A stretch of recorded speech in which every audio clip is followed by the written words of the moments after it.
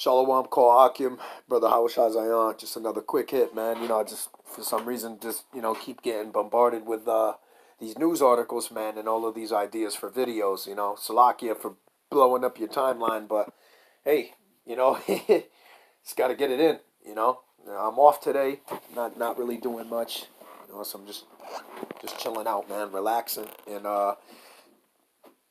going over this stuff, man. So.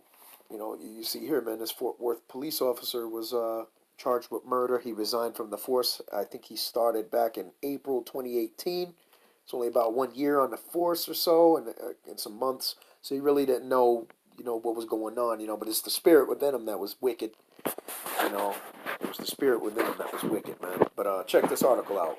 Salaki, I'm going to just let this play out, okay? An update on the department's investigation into Aaron Dean. He's the former police officer who fatally shot a black woman in her own home over the weekend. And by black woman, he really means Israelite woman. Oh, there you go with Taco Bell and their beef. Nobody's going over there no more. Ain't nobody thinking outside the bun no more, are they? Hell no. I'm straight, bro. It ain't worth it. That little pizzazz on that taco shit ain't worth getting metal in your small and large intestine. I'm straight. All right, check it out. Should be eating that shit anyways.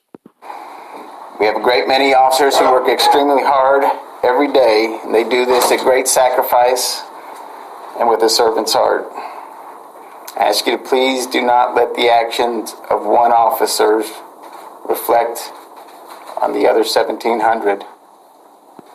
Yeah, because what he really means is, don't riot. Don't cause a panic. That's why they probably instructed him, listen, resign.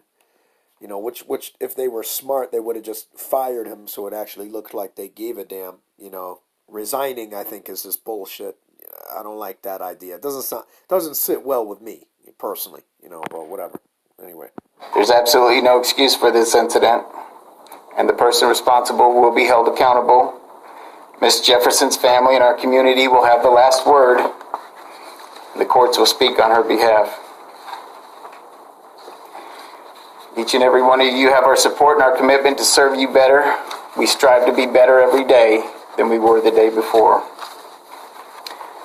My prayer for Tatiana's family, our community, and our department comes from Numbers chapter 6, verses 24 and 26. Oh, no. Don't read the scripture. Please don't read the scriptures. All right? Man, these Edomites, more than likely the guy's an Edomite. I'm getting that vibe. I don't know about you, Akim, but, you see, now this guy could be a nice guy, right? We're not saying you can't be a nice guy, but the Idumeans, because I got to say Idumeans for the sake of all of, why. You brothers know why. But these Idumeans, you see, it's like, Muhammad Ali said it the best.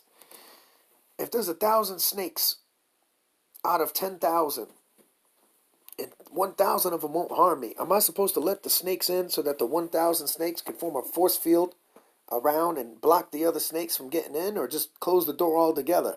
And the guy started laughing because he was like, damn, shit, you're right. I mean, you are right. And everybody knows this, man. This is not any surprise, man. But anyway, let's let him listen. Let's give him the benefit of the doubt. May the Lord bless you and keep you. May the Lord's face shine upon you and be gracious to you. The Lord lift up his countenance upon you and give you peace. Okay, so first off, that was written to the Israelites and Moses, so I don't know why people are just taking this out of context, you see. You see what I'm saying?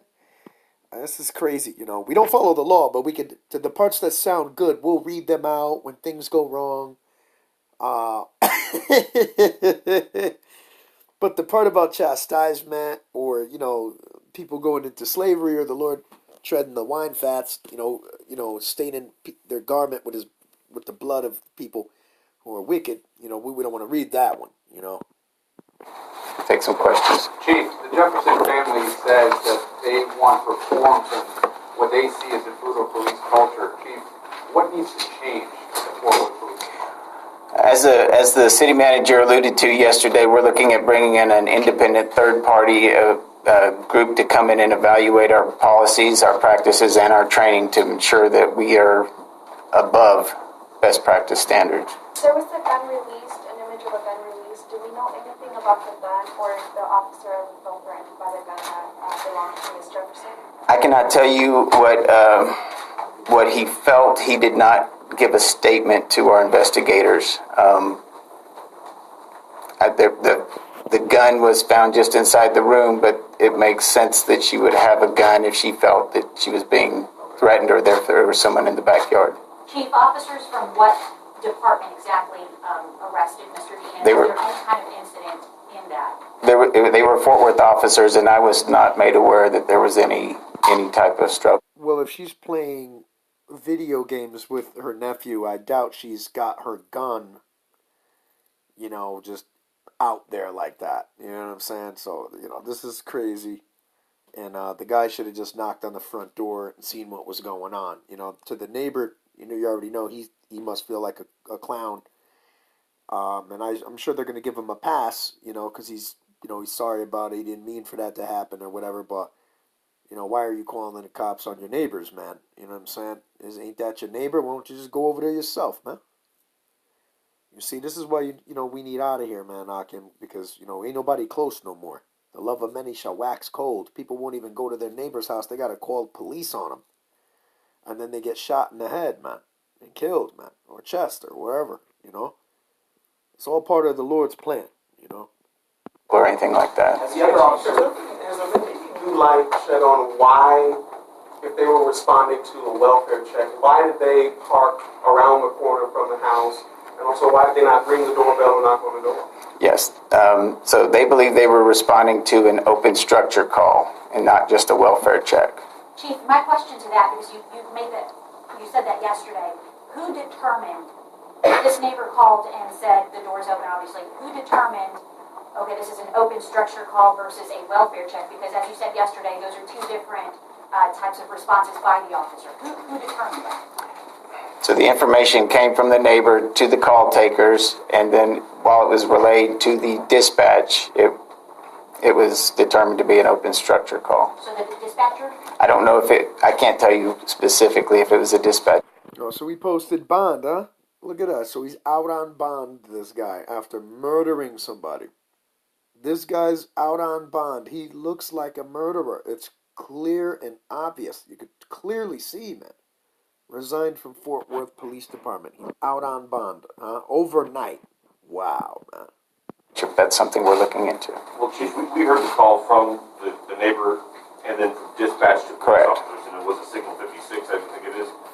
What is procedure for officers on an open structure? Is it to go onto the property and look in windows? It's an open structure. Do you think common sense would be to knock on a door?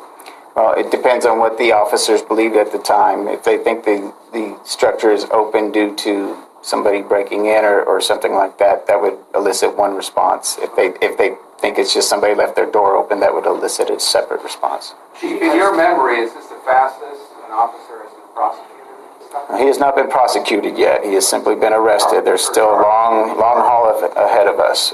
To my knowledge, yes. What kind of toll has this taken on morale throughout the department? You've got officers who are still having to be out and responding to calls, and this has to take a toll. What actual steps are being taken to deal with that? So the morale piece is, I don't have any officers saying this action should not have been taken against this individual, this officer. I'm getting the complete opposite response. Chief, thank you for being quick and decisive. This is going to help heal us. The officers are hurting. I've been out there on patrol, and since this occurred, and it's the officers, they come up and hug, and it's very emotional because the officers, they try hard every day to try to make this city better. I likened it yesterday to some of our officers that are out there every weekend and most weeknights that they're out there trying to build these relationships, and I likened it to a bunch of ants building an anthill, and then somebody comes with a hose and washes it away, and they just have to start from scratch and build over. I think that's going to be all. Thank you. Yeah, he got emotional, man. He got emotional.